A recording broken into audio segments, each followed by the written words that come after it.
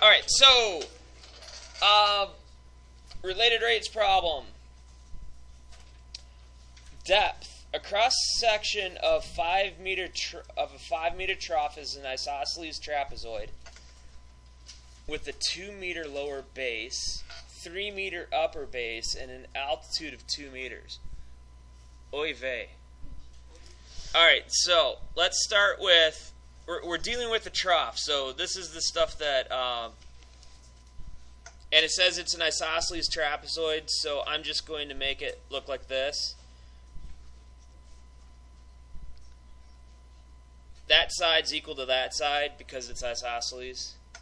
Bottom base is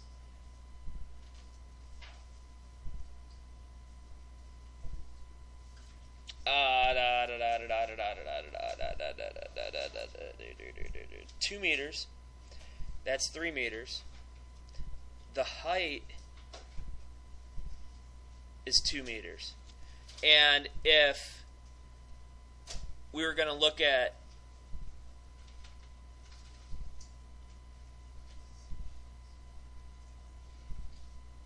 this is a really bad drawing. This is the actual trough itself, and it says this length right here is 5 meters. Well, I can actually put a solid line there. So that's the trough. So it's basically just a big old prism. That's what it ends up being. So this is actually a prism with isosceles trapezoid base. What was that?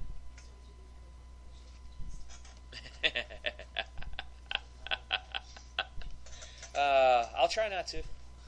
All right, water is running into the trough at a rate of 1 cubic meter per second. So as water's coming in, it says 1 cubic meter. We have 1 cubic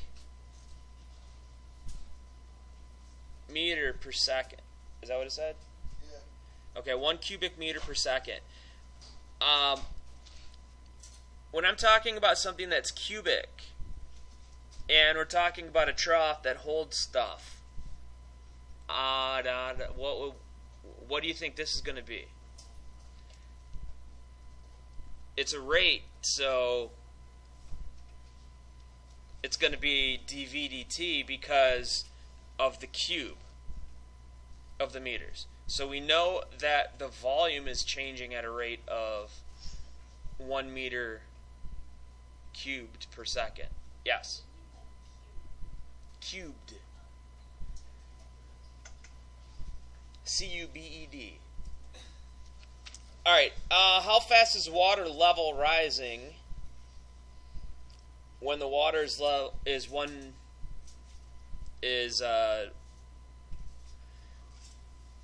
meter deep? So it's halfway.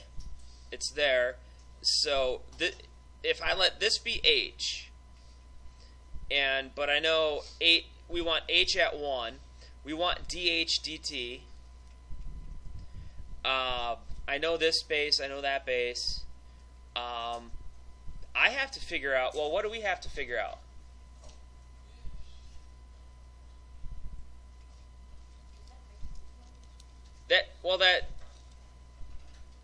No. It means height's equal to 1. This is the dude we don't know. The total height is equal to 2 meters. But the situation that we're looking at is as it's changing and water's coming in. So this is nice. I get to draw pictures. So we have water coming in. And so it's filled with water up to 1 meter. So there's water coming in. The height itself is 2 meters. But h, it represents the height of the water that's being being poured into the trough itself. So what we're trying to figure out now is, all right, I want dH dt. I know dV dt. I know the base, I know the base, I know the height. I don't know this height. But I know the total height for the entire thing, which I guess is good. But since I'm trying to figure out the volume of the water, I'm really more concerned about that height than I am anything else. Now, what would be the volume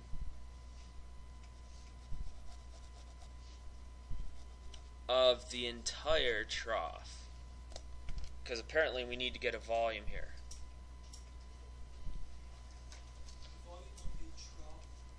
It's going to be the area of the base. So it'll be 1/2 B1 plus B2 times the height. So it's very similar to a triangle. And actually, hopefully all your your geometry teacher taught you that. No. All the area equations, pretty much you can get them all together, and they all kind of mean the same thing.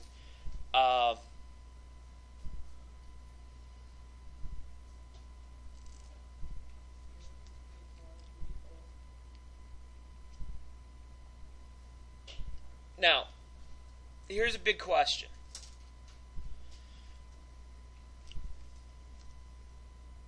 What's this width?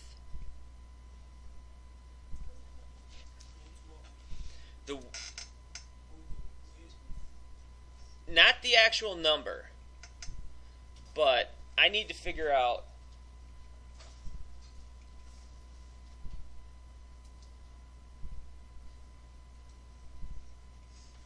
some type of way to relate this width, because if we take the volume of the entire prism, we're not going to actually come up with what we need to come up with.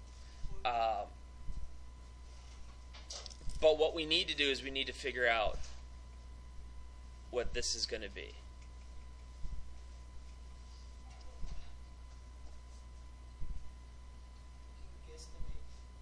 You can guesstimate. Why would you want to guesstimate? Because you don't know how to figure it out?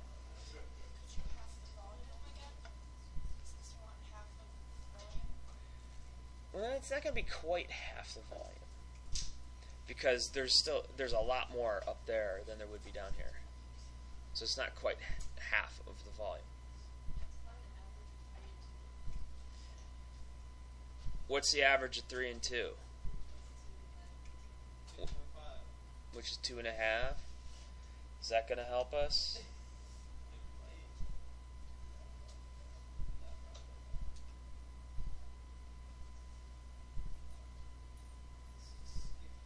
No, we're not going to skip this.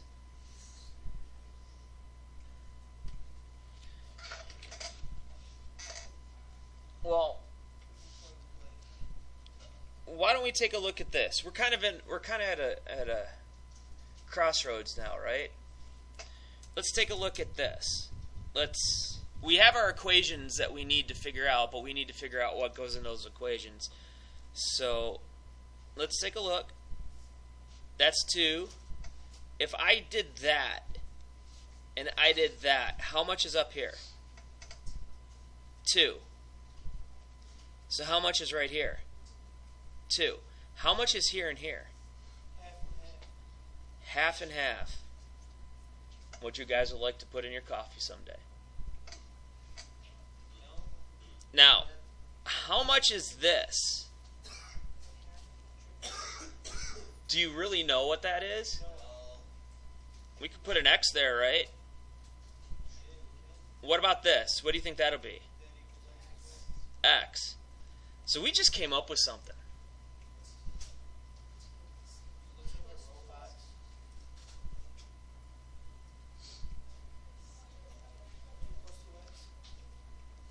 Two plus 2x is my width.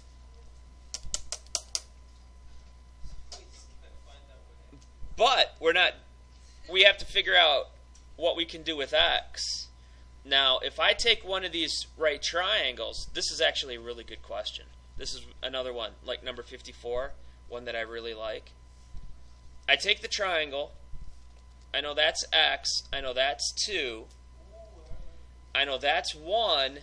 And this whole thing is 2.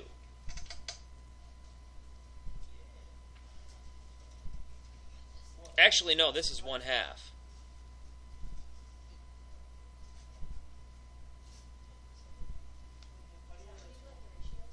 Yeah, this is a ratios because what we've done now is we've created similar triangles. So this is one of those problems where you have to say, all right, I got to look at this in some weird way. And now I have to look at this at similar triangles. And we could say this is the height. Not necessarily 2. We could say it's the height, and that's 1. Just to kind of do this.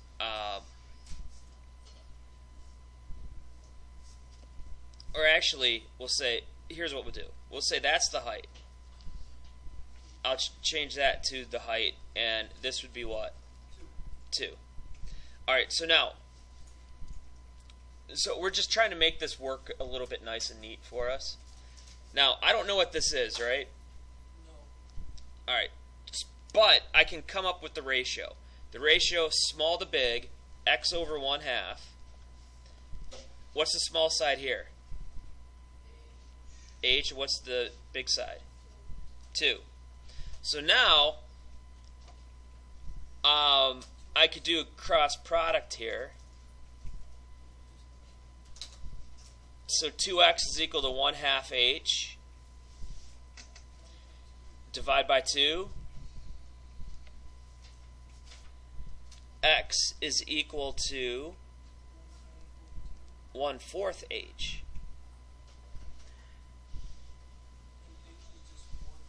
And so now I know I have the height here, which is the height right up here, because this is the volume that we're actually going to take. We're not going to take the volume of the big trough. We have to take the volume of the water. And now the volume of the water, we figured it out. We figured out that this is going to be 2 plus 2x. We know this is 2. We know this is h. But do I want to have x up here? Do I want one variable or I want two variables? I want one variable. So I have an x there. Do I know x in terms of h? Right here, we did all that weird stuff to figure that out. So what I can do is I can take the volume here, which is going to be 1/2, the 2 from the bottom, plus the 2 plus 2. Now instead of x would be here, but instead of that, I'll put the 1/4 h. And then times the height. What's the height? 1. H. Because remember, we go abstract first. So now, before I answer your question, this problem had a lot going on with it. And I want to kind of take a step back and kind of figure out how we got to where we were going. Well, yeah, that's what I want to do. Is it?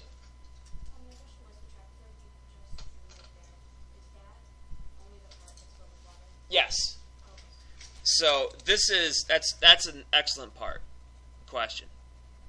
So that's just this right here, the part that's filled with water, and it actually, if you wanted to think of it, the trough would continue on like that.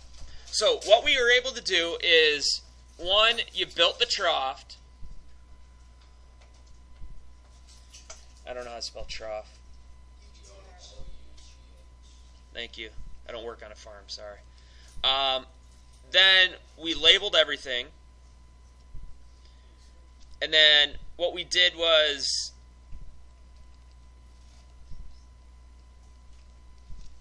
we figured out, we'll call it the water trough, which was the amount that, or the isosceles trapezoid that was created by filling it with water. And that's where we had to come up with this right here, which this and this are the two keys to doing this problem. Is coming up with, all right, how am I going to figure out what this part is, and then how am I going to figure out what this part is? So it was good that you guys asked this question, because now you've seen that we can actually kind of decompose the problem a little bit. So we figured out that, and now, well, that was 3, not 2. We used similar right triangles, which is always a good thing.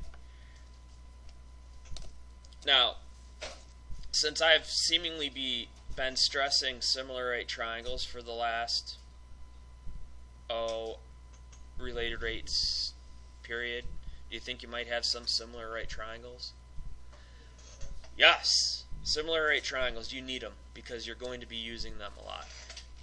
So we use similar right triangles to get h in terms of x, and we were able to come up with this equation. We got to simplify it now. So we came up with the volume equation for an isosceles trapezoid. So this is going to be 1/2. That's 2 plus 2, which is 4. What's this? What's 2 times 1/4? So that's 1/2 h times h. Remember, we keep it abstract. Alright, so we got to do a double distribution. We distribute from the left, distribute from the right. Everything's going to get another h. Does that make sense? Because I have to distribute by the h. Everything's going to be multiplied by 1/2. So what's 1/2 of 4? 2. But I'm also multiplying by h. So I'm multitasking. What's 1/2 times 1/2? What's h times h? H squared. Alright, so now let's take some derivatives. Be done with this. Because we need to find dh dt. Take the derivative, we got dv dt is equal to 2 times, what's the derivative of h with respect to time? dh dt plus, 2 times 1/4 is 1/2 times h times dh dt. Now the numbers aren't horrendous, so let's plug in what we know. Do I know dv dt? Yeah. Bam, there it is, 1. dv dt is 1. So 2 times, do I know dh dt? No, that's what I'm looking for. Plus, now I have, what's h? How high? H is 1. You guys been wanting to put that in from the beginning. But you put it in at the end. So we got 1/2 times dh dt. So, solving this, or simplifying the right-hand side, I have 2 dh dt's and 1/2. So, 2 is 4/2. So I have 5/2 times dh dt. I don't want to divide by 5/2. I want to multiply by 2/5. So I get 2/5 is equal to my dh dt. Now, height, is this going to be, everything's in meters. Is it going to be meters per second? Or, yeah, is it meters per second, meters squared per second, or meters cubed? Meters cubed per second. Alright, is height a volume? How would you measure that? It's just meters, right? So it's going to be meters per second.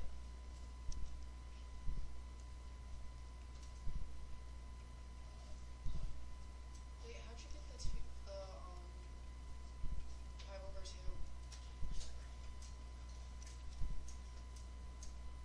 2 times that. Oh, you know what I forgot to do? No! I forgot to do something.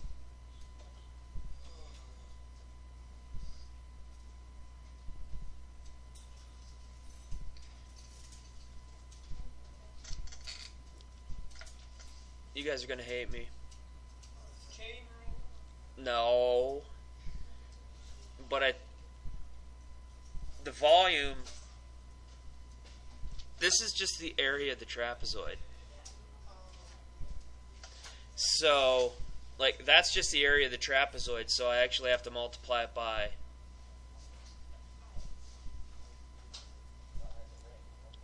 another h.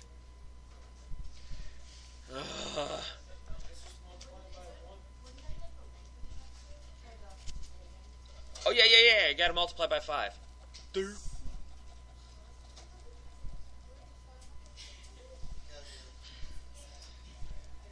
Because it's area of the base times the length, and the length is 5, so I have to multiply that by 5.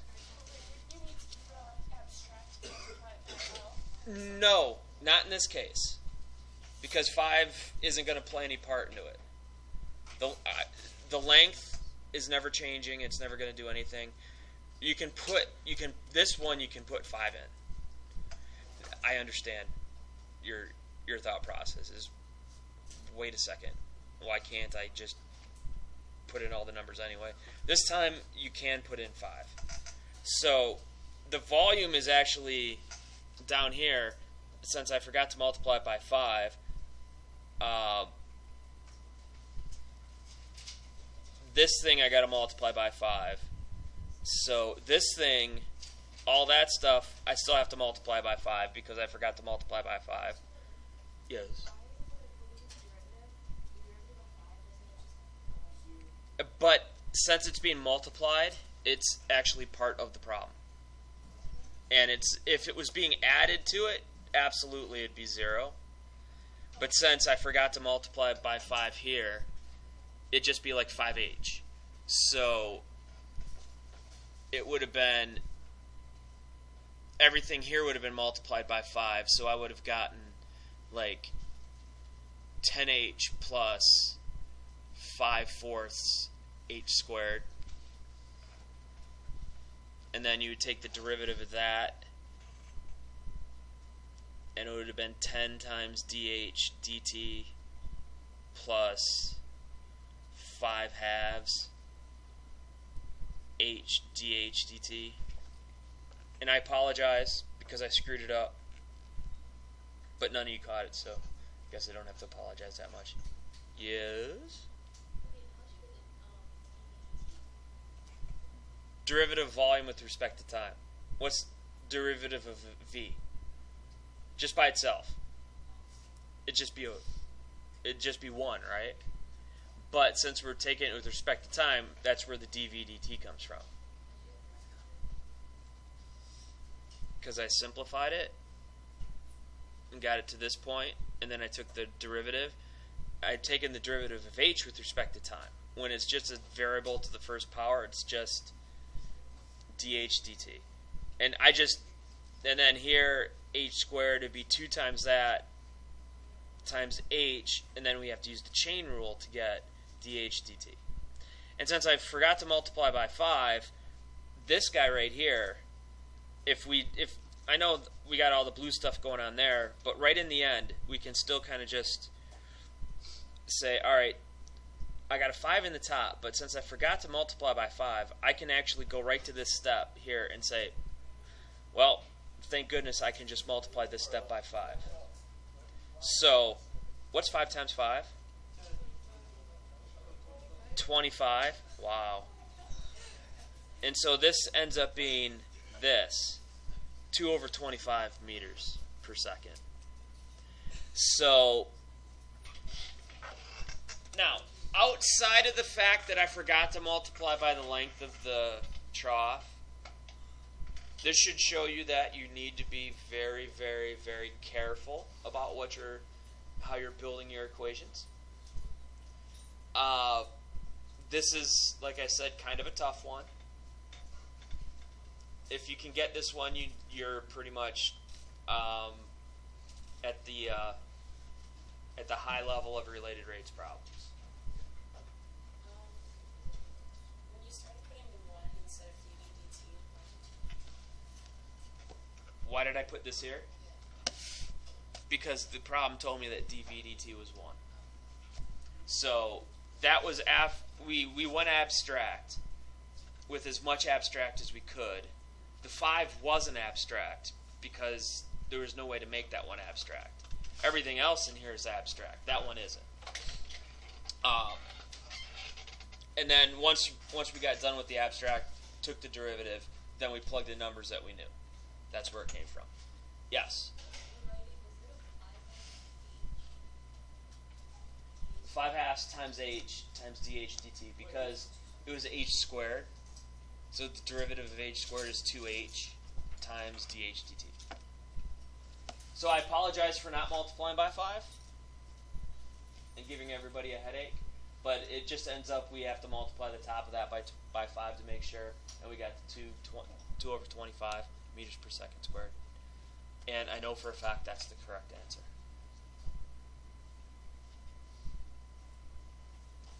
Because I will neither confirm or deny that I got a little bit worried with this one myself and pulled out the answer book.